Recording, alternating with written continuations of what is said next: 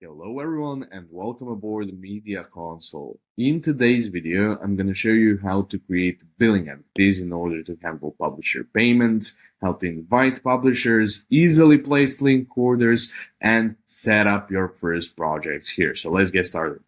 First thing you need to do is click on Settings, then click on Billing Entities, and you'll be able to see this.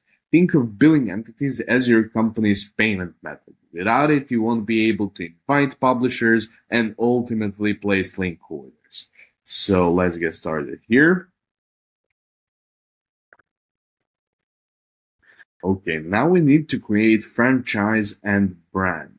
Think of franchises as separate folders for your projects. Inside each franchise, you'll create brands, which are individual projects or websites you're building links for. So let's click on franchise here. Here, I've already created a franchise, but for the sake of the argument, let's create a new one as well. Now let's create the brand.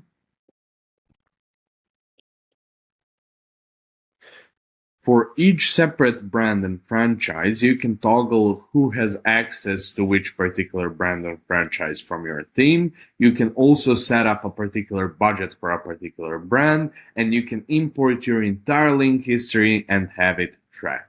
Now, I want to show you how easy it is to invite publishers, so you need to click on Settings, then click on Publishers, then click on Register the ones, and all you need to do is click on this green invite button, and it will generate you a link which you can forward further.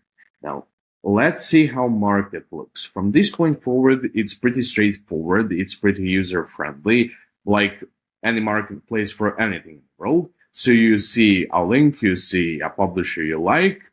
Okay, let's take this for an example. Let's place an order, click on complete purchase, and all we need to do in order to finalize this link order is to connect it to a brand which we previously created. Once we do that, boom, that's it. Thank you for watching this video. That will be it for today, and see you soon.